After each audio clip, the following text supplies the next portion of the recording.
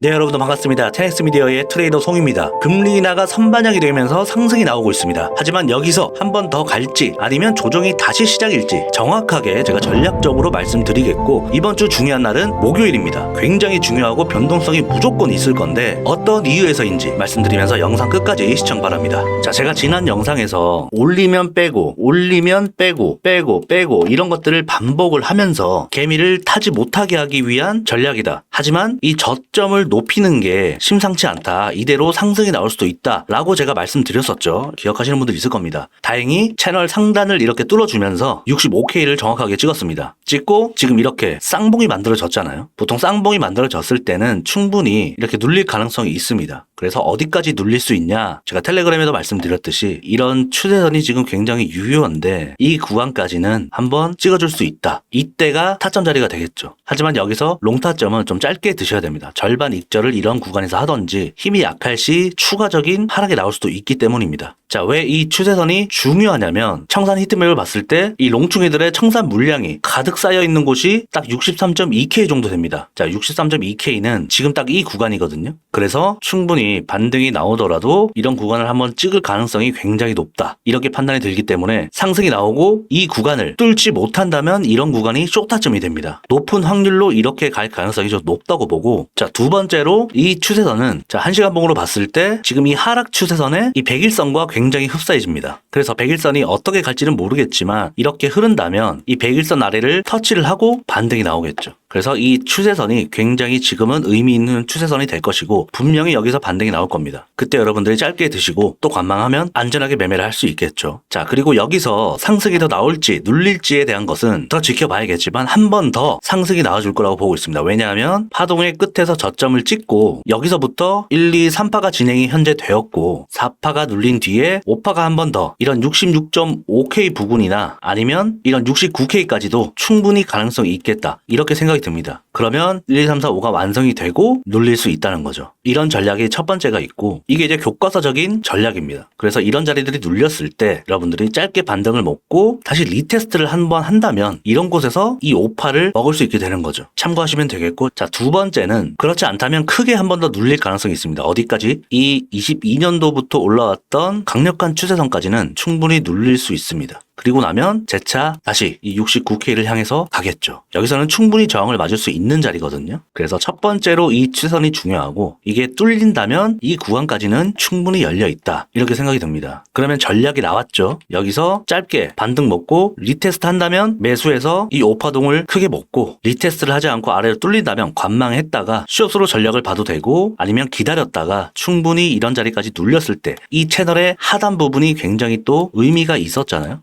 이런 부분에서 담아가는 거죠. 1차 진입 그리고 이 추세선에 닿으면 살짝 뚫릴 가능성이 있기 때문에 이런 자리에서 2차 진입, 그러면 더욱더 크게 수익이 날 수가 있겠죠. 이런 식으로 두 가지 전략으로 가져가시면 여러분들은 웬만하면 수익이 나실 겁니다. 차트가 어떻게 더 흘러가는지를 더 지켜봐야겠지만 계속해서 제가 이 테넥스 미디어 공식 텔레그램에 브리핑 및 작도 이렇게 계속 해드리니까 여러분 편안하게 들어오시면 되고요. 저희 어플 출시 이벤트가 이번 달까지니까 며칠 안 남았습니다. 어플을 설치 후에 캡처를 해서 저희 공식 채널로 인증샷만 보내주시면 저희가 $100를 드립니다. 무조건 드리니까 당첨 확률 100%죠. 인증만 해주시면 $100를 드립니다. 함께 들어오셔서 $100를 $1000, $10,000로 불려봅시다. 자, 그리고 이번 주 목요일 또 굉장히 중요한 하루가 될 것 같은데 신규 실업 수당 청구 건수가 목요일에 예정이 되어 있고 플러스 이 엔비디아 실적 발표가 목요일 새벽 5시에 있습니다. 자, 엔비디아 실적 발표가 왜 중요하냐면 늘 엔비디아 실적 발표가 있을 땐 비트코인이 상승이 나왔습니다. 역대 그랬거든요. 자, 올해 초 이렇게 3월에 엔비디아 실적 발표가 있으면서 비트코인도 급등이 나왔습니다. 엔비디아 실적이 좋게 나올 것이라는 예상 때문에 비트코인도 함께 급등이 나온 거죠. 그러면서 먼저 이 엔비디아가 선행을 하고 비트가 따라갔었습니다. 알트코인도 어떤 게 같겠습니까? 이 AI 섹터가 주도를 했겠죠. 그래서 우리나라 시간으로 새벽 5시에 실적 발표가 있고 지난 엔비디아 매출이나 순수익은 전부 다 시장의 예측치를 상회하면서 투심을 안정시켰습니다. 지금 미국 주식의 어떤 대장주의 역할을 하고 있기 때문에 굉장히 중요하다. 그리고 이 AI 산업의 성장성과 경기가 상승 또는 하락임을 암시할 수 있는 굉장히 중요한 발표입니다. 엔비디아의 기대감으로 상승이 나와준다면 이 AI 알트코인도 덩달아 상승이 나오겠죠. 그래서 관련해서 이 서치란에 AI를 검색하시면 AI 관련해서 주목할 만한 AI 코인이 어떤 게 있는지 작성해놨습니다. 들어오셔서 한번 체크해보시고요. 대표적으로 뭐 니어 프로토콜도 AI 대장 코인이라고 할 수 있죠. 그 외에 월드코인도 있고 비교적 사람들이 모르고 상승 모멘텀이 있을 만한 그런 AI 코인들을 여러분들이 발굴하셔야 됩니다. AI만 검색해도 이렇게 쭉 자료들이 나오니까 여러분들이 들어오셔서 한번 체크해보시길 바랍니다. 자, 지난 영상에서 제가 말씀드렸었지만 자, 금리 인하 소식에 이미 시장에서는 충분히 반영되고 있습니다. 얼마나 빠르게 어느 쪽으로 줄일 것인가가 핵심인데 이번 이 잭슨홀 미팅에서 데이터 A급께서 금리를 내릴 것이다 라고 못을 박았습니다. 파월이. 자, 그렇다면 우리는 이 FOMC가 앞으로 있을 9월, 11월, 12월 이렇게 각 회의에서 25포인트의 연속적인 금리 인하를 단행할 것으로 현재 1차적으로 예상을 하고 있습니다. 하지만 이 8월 달에 중요한 게 뭐냐면 이 고용 보고서입니다. 이 고용 보고서가 우리의 예상보다 약하다면 합쳐서 한 50포인트 정도 인하할 것이다 라고 많은 사람들이 생각하고 있습니다. 그래서 매주 목요일 신규 실업 수당 청구 건수의 중요도가 지금 현재 올라간 상태이다. 예전에는 CPI가 중요했다면 지금은 이제 고용입니다. 그래서 제가 말씀드린 게 이번 주 주요 이벤트는 목요일이다. 목요일에 엔비디아 실적 발표가 있고 신규 실업 수당 청구 건수 발표가 있습니다. 자, 그래서 저는 그 기점이 어느 정도 상승을 할 시기이지 않나. 오늘이 월요일이니까 뭐 목요일까지는 위아래로 이렇게 흔들다가 한 번 더 목요일쯤에 발표가 좋게 나오면서 어느 정도 상승이 나와주지 않을까 싶습니다. 그러면 한파동이 완성이 되고 눌리지 않을까. 이런 그림이 가장 유력하다고 보고 있습니다. 여러분들도 한번 참고해 보시고요. 자, 그리고 여러분들이 톤코인 가지고 계신 분들도 있을 텐데 톤코인이 급락을 했습니다. 최근에 이 텔레그램 CEO 파벨 드로프가 프랑스에서 체포가 되면서 톤코인의 생태계가 모두 하락 중이다. 이 파벨 드로프라는 인물은 이 러시아 사람인데 지금 전 세계를 돌아다니면서 자유롭게 활동 중이라고 합니다. 최근에 이 톤이 대장급 섹터였는데